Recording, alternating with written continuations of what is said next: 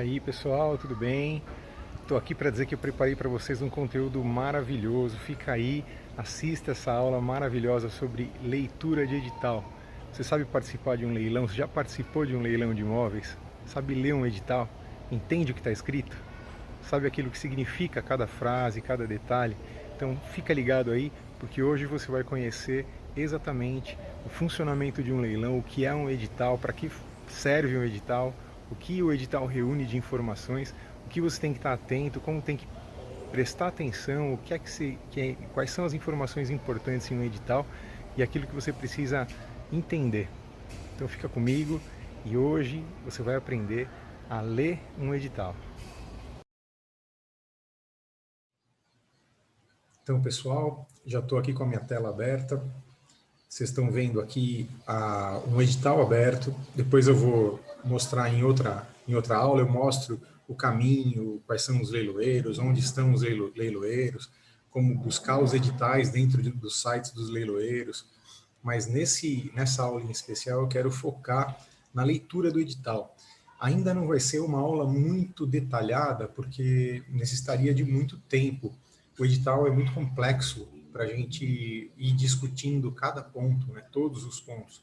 Então, nesse momento aqui, a ideia é trazer um panorama mesmo do que é uma leitura de um edital, para que todo mundo possa, no mínimo, ter uma visão do que se trata, de o que é realmente um edital e quais são as informações primordiais, quais têm maior efeito e quais não têm sobre o nosso interesse direto, né? Ou naquilo que a gente precisa focar e naquilo que nós não precisamos prestar muita atenção nesse momento. Então vamos lá, aqui a gente está no Frazão. O Frazão é um leiloeiro muito conhecido, muito antigo em São Paulo. Ele está situado ali na Rua da Moca, na zona leste de São Paulo, e nós já fizemos várias arrematações lá, nós já temos um histórico de trabalho ali com eles, não só eles, mas vários outros leiloeiros.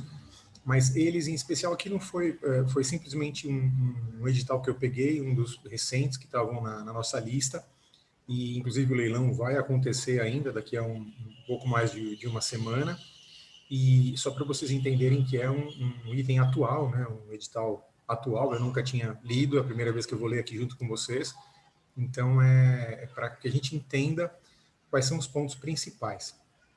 Então, seguindo aqui na leitura, ou iniciando a leitura, nós vemos aqui, logo no início, nona vara cível do Fórum Regional 2, Santo Amaro. Ou seja, esse leilão, ele é promovido, ele foi feito, né, através da nona vara cível do Fórum de Santo Amaro, e ele tem como objetivo, quando você bate o olho, logo nas primeiras linhas, no primeiro parágrafo do edital, normalmente, você sabe quem são os executados e quem são os credores. E você sabe também a natureza do edital. Então, logo nesse primeiro parágrafo, esse é um parágrafo fundamental para você prestar atenção. Então, logo nesse início, você tem aqui edital de primeiro e segundo leilão, ou seja, são duas praças, o praceamento feito em dois momentos, né? Nesse caso, os executados são, aqui eu deixei até os nomes abertos, porque esse edital é público, e ele foi publicado no intuito de realmente ser obtido êxito, né, com o leilão, com esse praceamento. Então, esses executados aqui, os nomes deles estão abertos para o público ver. Então, o senhor Silvio aqui, a senhora Maria, estão sendo executados, e o credor, no caso, é a prefeitura, e também existem outros credores além deste, né? Que inclusive todos esses credores precisam ser pesquisados. Depois eu falo mais sobre isso. Mas a princípio seriam, nesse momento a gente precisa entender quem são os credores, quem são os executados, e quantos são, né? Para que a gente possa perceber o que fazer nesse caso em especial, ou para que caminho, que ações tomar, né? Então aqui a gente vê o condomínio é quem está requerendo, né, que lhe requer condomínio edifício Emerald Rio, está faltando um D aqui no Emerald, o número do processo, que através desse número de processo é possível pesquisar o leilão, pesquisar todas as informações a respeito de como está indo o litígio em si, né, o processo, e, inclusive, no processo, saber que é um ponto fundamental também, avaliar se os advogados dos executados estão brigando demais, ou se eles são mais calmos, vamos dizer assim, no sentido de não haver muitas petições, muitas reclamações ou muitas contestações no processo, porque isso também, com essa análise, o nosso jurídico pode ter uma noção de se eles vão dar muito trabalho no sentido de demorar muito o processo, né, na consecução, né, o processo para sair a carta de arrematação, o processo para chegar na emissão da posse e de desembaraçar todo o processo. Então é importante perceber quantas são as petições e que tipo de petições existem nesse processo que você está avaliando, né, nesse processo, nesse edital que você está lendo. Então, esse é um ponto. Nesse primeiro parágrafo, a gente consegue perceber quais são os executados, quem é o que está executando, né? No caso, qual é o credor que está executando essa dívida, e o número do processo. Normalmente, esse é uma característica praxe, assim, é uma praxe que é obrigatória, vamos dizer assim, é obrigatório que se tenha essas informações logo no início do edital. Aqui informa sobre o nome do juiz, o próximo parágrafo, Dr. Anderson, ele é juizano na vara, em Santo Amaro, e aí segue. Ele, aqui vem no Faz Saber, já tem a parte toda, o parágrafo que diz respeito às características do leilão, né? Que tipo de leilão é, quem é que está promovendo esse leilão, se é através de um leiloeiro, qual é o leiloeiro e tudo mais. Então aqui a gente vai ver essas informações das datas do leilão, qual é a condição que o leilão vai ser ofertado, né, em termos de preço, qual é o deságio, né, qual é o valor mínimo aceito pelo juízo. Isso normalmente é de acordo com o artigo 891, tá aqui, até tem aqui embaixo. Não sendo aceito lance inferior a 50% do valor da avaliação, artigo 891 do parágrafo do novo Código de Processo Civil, e nesse caso ele está seguindo esse edital em especial, ele já está com as características do NCPC, ele é o novo Código de Processo Civil, NCPC. Então, esse é quando acontece, quando os novos editais, né, sempre vão estar, ou devem estar sempre, de acordo com as normas do novo Código de Processo Civil, respeitando os artigos 882 a 903, porque esses são os artigos que regem a conduta, né, dos editais de acordo com o novo Código, que na verdade variou um pouco, tem mudanças em relação ao código anterior, mas a base, a estrutura é mais ou menos a mesma. Houve algumas mudanças importantes, mas nada que a gente precise se preocupar nesse momento. Então a ideia aqui é passar exatamente esse ponto, olha só, aqui a gente tem o nome do leiloeiro, logo na terceira linha aqui, quem vai fazer, né? No caso o Frazão Leilões, ele pode se fazer substituir por qualquer um dos profissionais. Mais para frente ele deve falar sobre isso, mais para baixo no edital. O Frazão, como é uma instituição, uma empresa, ele pode nomear outros leiloeiros para fazerem o leilão em lugar do próprio Frazão. Então isso mais para frente ele deve falar se é ele mesmo que vai fazer, alguém da família, ou se é um outro leiloeiro que ele indica conforme está a súmula, né, do edital, e conforme ele já combinou com o juiz. Então, tanto um leiloeiro quanto o outro podem fazer o leilão, desde que esses estejam informados no edital. Então, está aqui a data do leilão, primeiro leilão, a primeira praça, né, que pode se chamar de leilão ou de praça, ou asta, né, ou asta pública, também é um terceiro nome aí dado para o leilão de imóveis. E aqui, no caso, o início foi no mês passado, no dia 15 de dezembro do ano passado, e o término no dia 18 de dezembro. Nesse caso, não houve licitantes, não houve arrematação, porque o leilão continua de pé, continua aberto, e não houve também pagamento da dívida por parte do executado, porque caso houvesse, o leilão teria sido suspenso. Aqui a gente segue a segunda praça, então, início no dia 18 de dezembro do mês passado, e o término no dia 22 de janeiro, ou seja, hoje a gente está aqui no dia 11, exatamente 10 dias depois, daqui a 10 dias do momento que eu estou gravando esse vídeo, vai finalizar esse leilão. Então, 22 de janeiro é a data de término. Então, para nós, o que importa sempre até um ponto importante. Na nossa conduta, na minha consultoria, nós buscamos investir, buscamos arrematar imóveis para investidores. Então, o que nós visamos nós objetivamos, né, o lucro com o arremate, ou seja, o lucro com o arremate e a revenda do imóvel. Então, essa relação de valor entre o valor da revenda e o valor do arremate precisa ser a melhor possível, ou seja, a maior possível, né? A gente precisa arrematar pelo mínimo do mínimo. E o mínimo do mínimo, normalmente, não é na primeira praça. Então, eu praticamente não arremato caso nenhum em primeira praça. Isso por uma conduta nossa, porque a gente quer comprar com um máximo de deságio.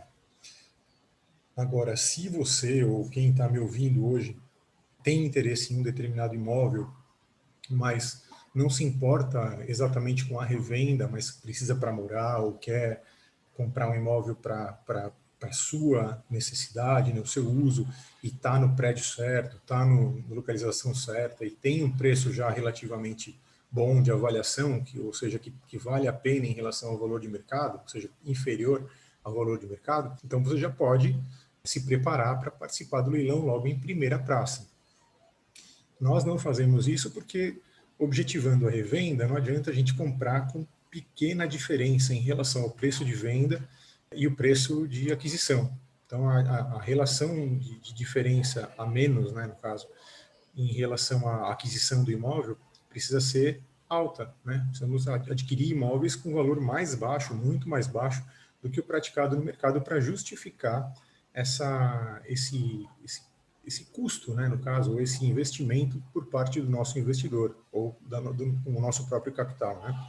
Então, nós precisamos comprar um imóvel bem abaixo do valor de mercado para poder revender esse imóvel, descontar, obviamente, todas as dívidas desse imóvel, IPTU, o tempo de condomínio, né, depois da arrematação e tudo mais, e chegar num valor que seja possível revender esse imóvel a preço de mercado, por exemplo, ou até com um pequeno desconto em relação ao preço de mercado, e ainda obter lucro com essa venda. Isso já descontando todas as comissões de venda do imóvel no mercado, valor do mercado, né? Comissões em todos os sentidos, os custos todos, a comissão do leiloeiro e tudo mais, tudo já descontado, é preciso que sobre um valor interessante para que o investidor queira fazer esse desembolso, fazer esse investimento e aguardar o tempo da carta de arrematação e tudo mais. Então, a proposta de uma consultoria como a nossa, por exemplo, é fazer com que o nosso investidor ganhe dinheiro na operação. Então, para isso, eu preciso oferecer uma condição que seja interessante, atrativa para o investidor. Por isso é que nós participamos, nós só entramos nos casos, né, nos leilões, para conseguir essa relação boa e conseguir esse arremate por um valor mais baixo. O que acontece, na maioria das vezes, somente na segunda praça. Porque é quando o juiz, como diz aqui no edital, nós temos aqui término no dia 22 de janeiro de 2021, às 15 horas, caso não haja licitantes no primeiro leilão, como já não houve aqui no mês passado. Ocasião em que o bem será entregue a quem mais der, não sendo aceito o lance inferior a 50% do valor da avaliação atualizada. Ou seja, qual é o desconto que o juiz está permitindo aqui? 50% do valor da avaliação.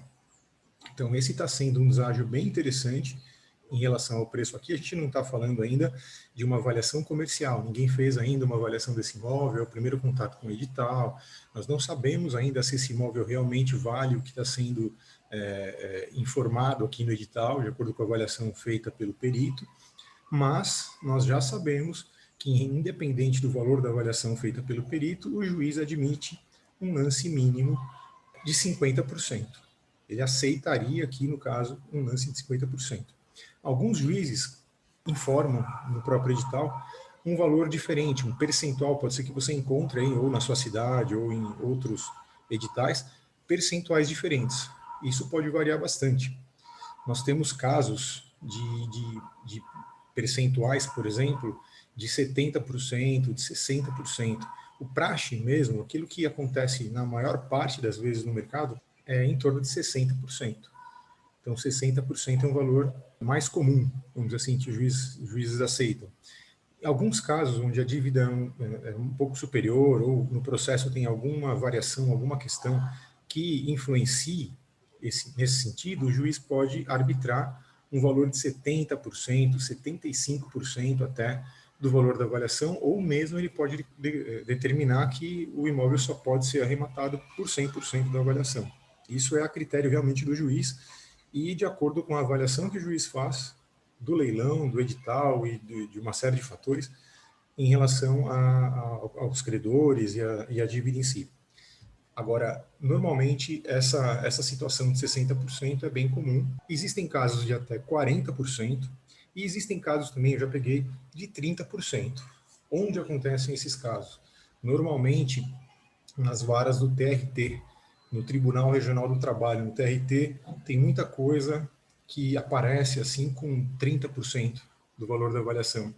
E esse deságio é muito bom, é muito interessante. Então, são situações que diferem bastante, por isso a leitura do edital é simplesmente obrigatória. Não dá para se arrematar um imóvel sem ler e sem entender o edital. Então, vamos seguir. Aqui eu falei do valor da avaliação.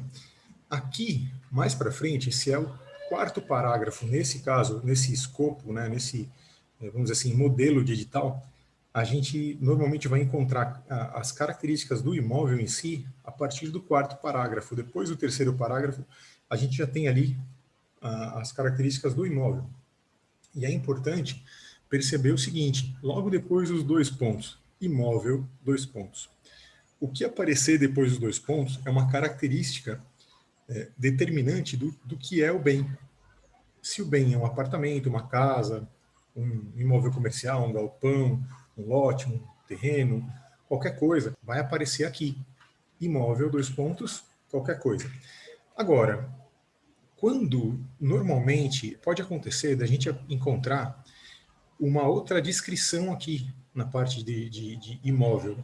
Você pode encontrar alguma coisa do tipo direitos sobre o apartamento número 32, por exemplo. Direitos sobre o terreno, direitos sobre...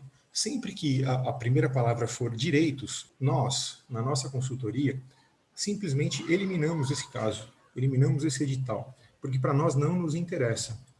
Não é que eu estou desaconselhando você a não arrematar ou nunca participar de algum caso que sejam direitos, mas você precisa estar muito atento, porque quando você adquire um imóvel, na verdade, quando você adquire um leilão de direitos, você não adquire um imóvel, você adquire os direitos. Então, nesse caso, você tem o direito a um bem que ainda não é do executado. É um bem, por exemplo, como acontece isso, né? Eu falei que eu não ia falar tanto nos detalhes, mas é um pouco impossível a gente seguir na leitura de um edital e não detalhar um pouquinho alguma coisa. Então, tenham paciência aí, porque isso é muito importante para vocês no seu dia a dia. Então, direitos. Direitos é quando a gente, o executado, ele está perdendo um bem que ainda não está registrado em nome dele. Por exemplo, ele tem um contrato de compra e venda que não foi registrado. Um contrato de gaveta, por exemplo, ou qualquer outra natureza de contratual.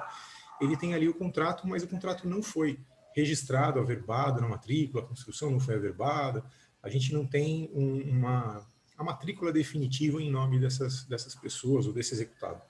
Então, quando o juiz se depara com uma situação como essa, o que ele faz? Ele executa os direitos. Executando os direitos, o que vai a leilão não é a titularidade do imóvel, mas sim o direito de adquirir aquele imóvel, direito de transferir futuramente, possivelmente, aquele imóvel para o seu nome.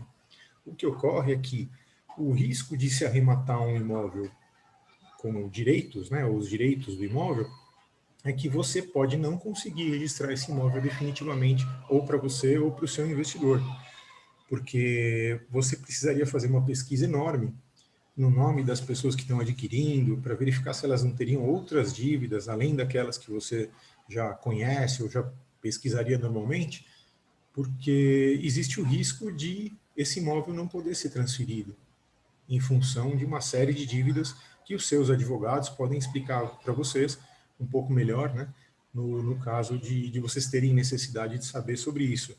Mas eu, assim, de de antemão, o que aparece para mim de direitos na frente do nome, eu simplesmente elimino a leitura, para a leitura aqui, a gente passa para o próximo caso, e muito obrigado. É assim que funciona. Por isso é que eu nem começo a leitura de um edital nesse sentido. Depois eu vou fazer uma outra aula, eu explico um pouco melhor isso. Mas eu, quando bato o olho num edital, como esse, por exemplo, eu vejo aqui o logo de quem quer que seja, o leiloeiro, às vezes nem tem o logo, já começa escrito a vara ou o fórum, eu bato o olho nisso, vou lá para baixo, procuro, às vezes está na segunda, na terceira página, só a descrição. E às vezes nem aparece nesse local da descrição a palavra direitos, mas eu procuro em primeiro lugar, no edital, quando eu bato o olho, o que é? É leilão do quê? Aqui é que eu vou saber. Leilão de apartamento. Nesse caso, é um apartamento, perfeito. Agora, em outros casos, a gente vai descobrir que eles mais ou menos maquiam a palavra. Eu não vou dizer intencionalmente, seria injusto da minha parte dizer isso, mas pela forma que eles colocam, muitos leiloeiros colocam, ou até oficiais de justiça, ou quem estiver redigindo um edital ali, da forma que eles colocam, parece que eles não tem muita intenção de revelar que o imóvel, que não é um imóvel, mas são direitos. Porque isso induz a pessoa ao erro, né? Ou camufla a informação e isso prejudica quem tem interesse em arrematar esse imóvel. Então é importante, em primeiro lugar, bater o olho no edital e saber o que está comprando. O que é que eu estou comprando? Direitos ou eu estou comprando um apartamento mesmo? Quando ele está informado aqui apartamento, então tranquilo. Apartamento número 32, localizado no terceiro andar, aí vem toda a descrição. Que também aqui nesse momento não interessa muito para nós. Eu vou seguir aqui só para a gente não ficar perdendo ou investindo muito tempo aqui nessa questão dos direitos, porque existem outras situações que eu quero falar também, tem a nua propriedade, tem fração ideal, tem muita coisa aí que pode aparecer depois desses dois pontos aqui do imóvel, que dá muito pano para manga. Então, eu vou fazer uma aula só para isso, ou um módulo só para isso.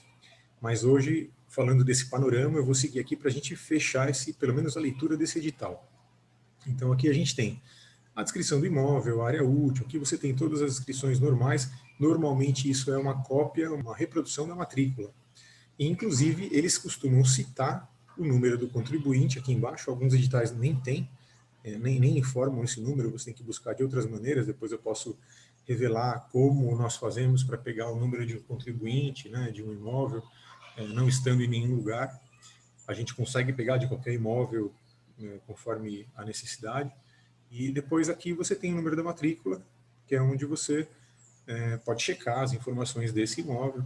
Eu não aconselho tirar certidões do imóvel antes do leilão, eu acho bobagem, isso é desnecessário.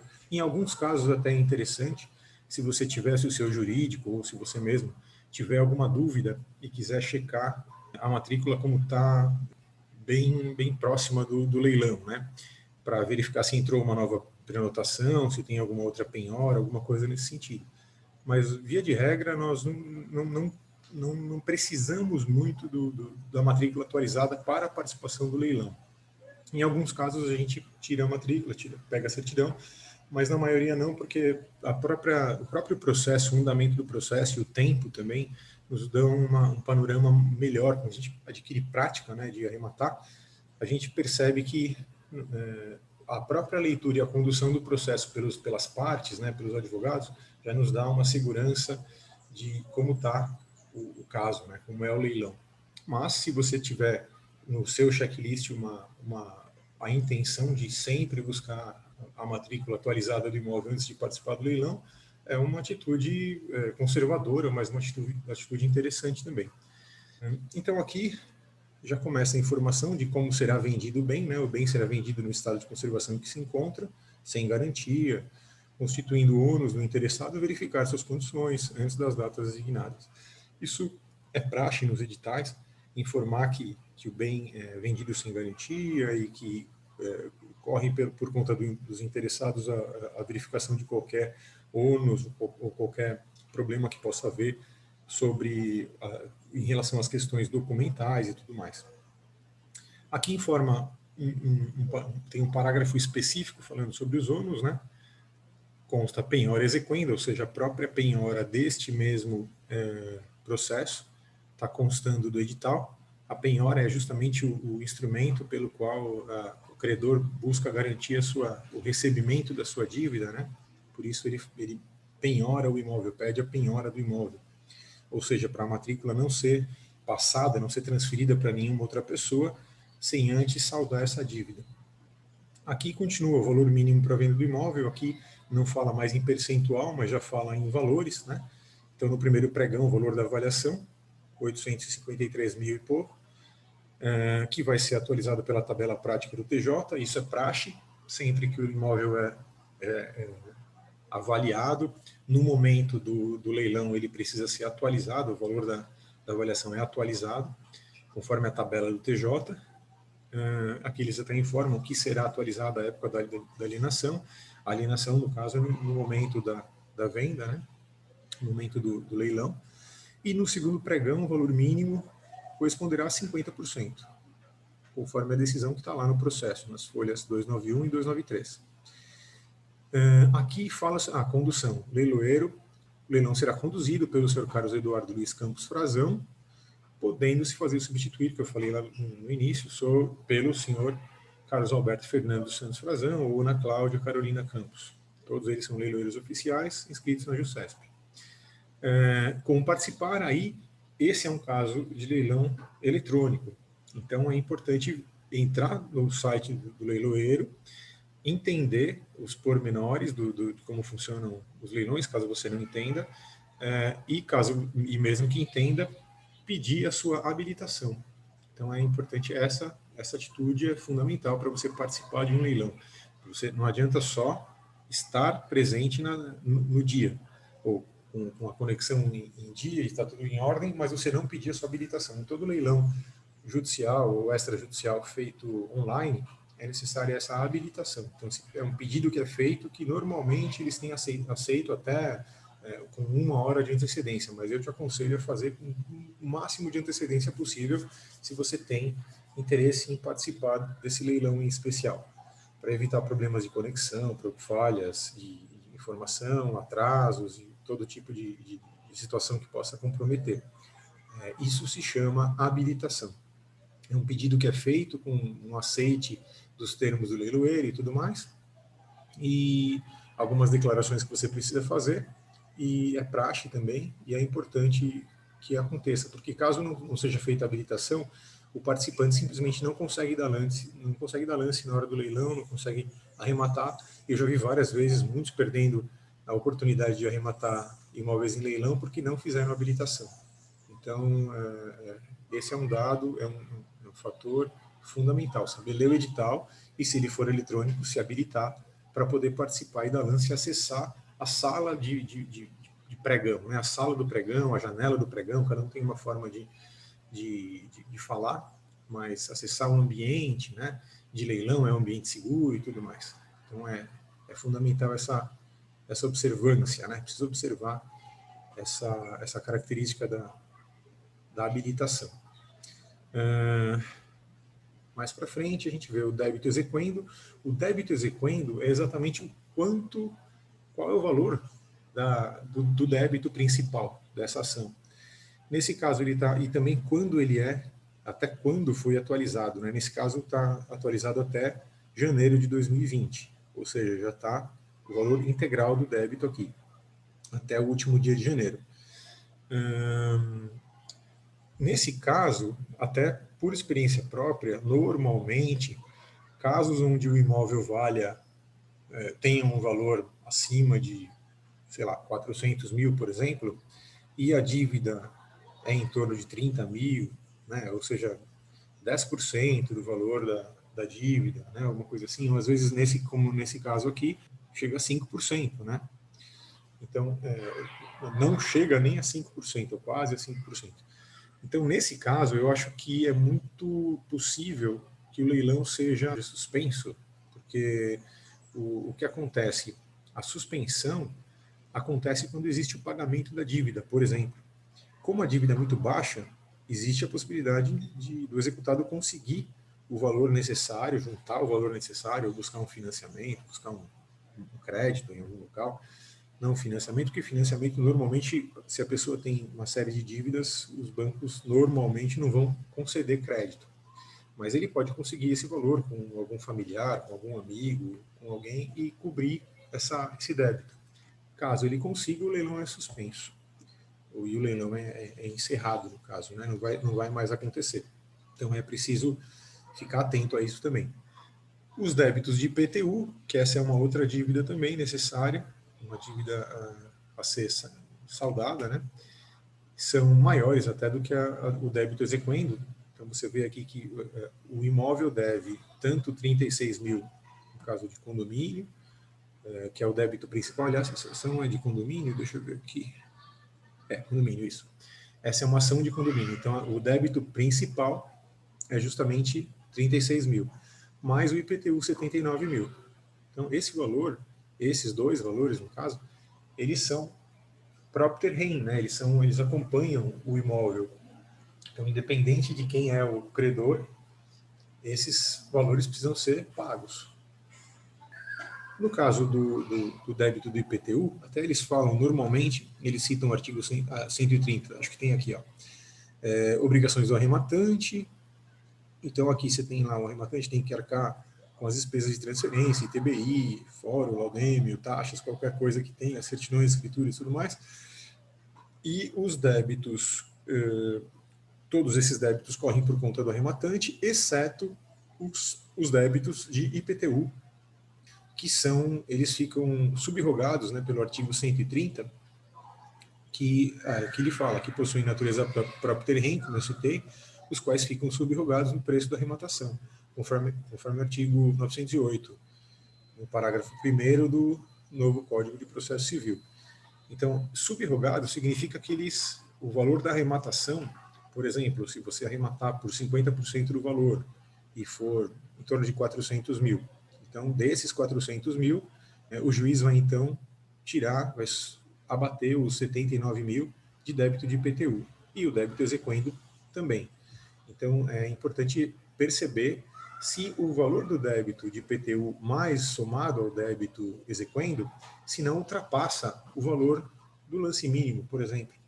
Então, normalmente, nós temos casos aí dos débitos serem 300 mil e o IPTU mais 200 mil, por exemplo.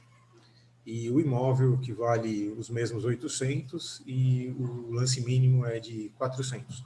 Então, você tem o próprio débito somado ao IPTU superior ao lance mínimo. Então, se você arrematar, mesmo que arremate pelo lance mínimo, ainda vai ter os 100 e poucos mil, 200 mil para pagar, além desse valor.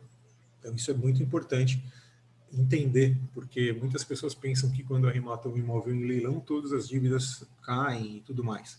E não é exatamente uma verdade. É parcialmente verdade isso. Se você faz uma boa pré-análise, você descobre quais são as dívidas que caem, quais são as dívidas que não caem, quais são as dívidas que permanecem, né? Então, hoje eu estou dando um panorama, mas tem vários detalhes aí que precisam ser vistos e entendidos.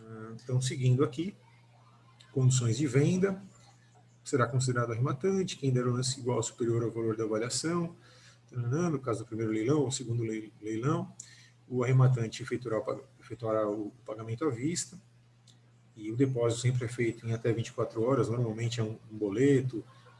Antigamente, com os leilões, ou até hoje, caso haja um leilão presencial, o pagamento é feito em cheque, então é bem importante ter o dinheiro disponível na conta. No caso da transferência, são 24 horas, uma guia de depósito do Banco do Brasil, é um banco que faz essas partes controla os pagamentos dos fóruns, né? Todos os fóruns têm uma agência do Banco do Brasil internamente, né? Uma agência interna, que não é para atendimento ao público externo, mas ela funciona para cuidar dos assuntos do fórum, né? Caso não haja o pagamento, existem punições, que isso depois vocês podem ver no próprio site do leiloeiro, quais são. Tem multas, tem 20%, 25% de multa, tem proibição da pessoa que atrapalhou o leilão, no caso de um arrematante, um interessado que dá o lance e não cobre, ele fica impedido de participar de novos leilões, e isso é bem complicado. Então é importante saber o que não fazer e em que não incorrer para não receber as punições legais e não se prejudicar. Pagamento parcelado, nesse caso, de acordo com o novo Código de Processo Civil, agora ficou mais claro isso, né? Porque antigamente nós tínhamos a possibilidade, alguns aceitavam parcelamento, outros não. Então agora tem uma regrinha um pouquinho mais clara. Então eles permitem um sinal igual ou superior a 25% do valor do lance e o restante em até 30 parcelas, com a correção, de acordo com a tabela do TJ. O que acontece nesse caso é que, caso haja um lance de igual valor, e se alguém der o que der o lance parcelado, vai ser preterido, né? Se a pessoa der um lance à vista, no mesmo valor que aquele parcelado, o juízo vai entender como o valor à vista vencedor. Ele vai declarar que o vencedor é o à vista, porque é uma condição que satisfaz mais rápido a dívida e mais interessante do ponto de vista do juízo e do ponto de vista do credor, né? Ou dos credores. Então, a preferência sempre é para o pagamento à vista. Caso não haja nenhum lance que seja à vista, né, ou nenhum superior ao parcelado, o juiz declara o arrematante como o vencedor. Então, é possível, sim, adquirir um imóvel por um valor de 25% a 30% do valor à vista e o restante parcelado. Então, dá para fazer dessa forma.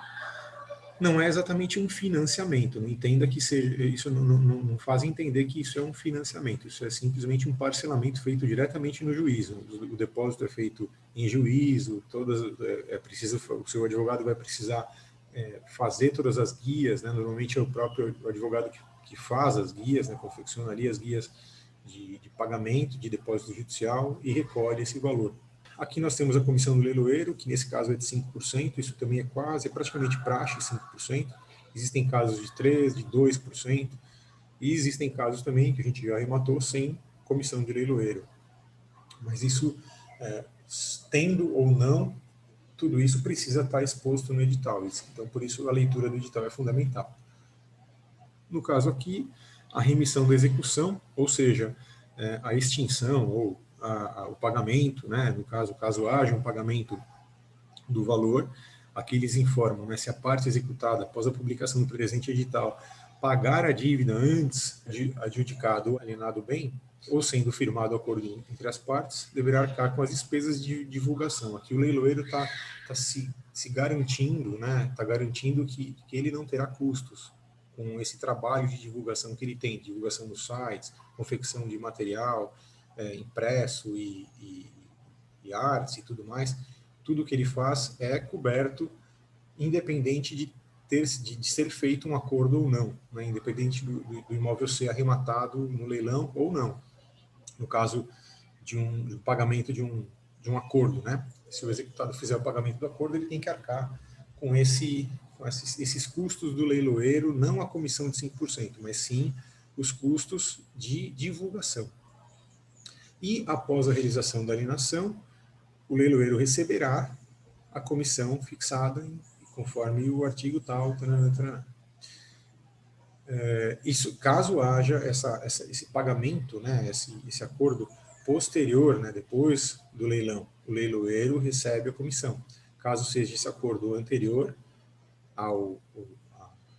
à data informada como a data de realização do leilão, o pagamento somente para o leiloeiro fica sendo somente das despesas de divulgação. São detalhes internos e do ponto de vista do executado, né? Quem está arrematando o imóvel no leilão não tem a ver com isso, né? Então aqui o final, a terceira página, né, já a gente está. Nesse caso existem editais maiores, quando tem uma matrícula maior, uma descrição maior, ele acaba tomando 3, 4, 5 folhas. Mas não se assustem, porque é basicamente a mesma coisa. O que acontece é que tem uma descrição um pouco diferente. Dúvidas, esclarecimentos, aqui ele dá o endereço do leiloeiro, lá, Rua da Moca, 3547. Aqui são detalhes internos e nada de mais importante para o arrematante. E a data e tudo mais, aqui tem um resumo, eles deixaram aqui um resumo do leilão, do edital, e é bem interessante. Então, essa foi a leitura do edital. Aqui tem um quadrinho fácil de perceber, né? No primeiro leilão, o valor de avaliação, 853, no segundo leilão, 426, caso não haja nenhum interessado. E aqui, então, fica o primeiro estudo do leilão extrajudicial, que no caso é esse aqui. Como a gente vê aqui no começo, a gente tem logo no primeiro parágrafo o tipo de leilão, né?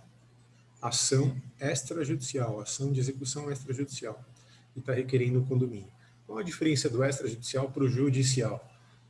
Basicamente, o nome. A gente tem um caso que corre extrajudicialmente, um processo, né? E existe outro processo que corre judicialmente, já está internalizado no fórum. Nesse caso aqui, as regras são um pouquinho diferentes, mas tudo tem que estar previsto no edital.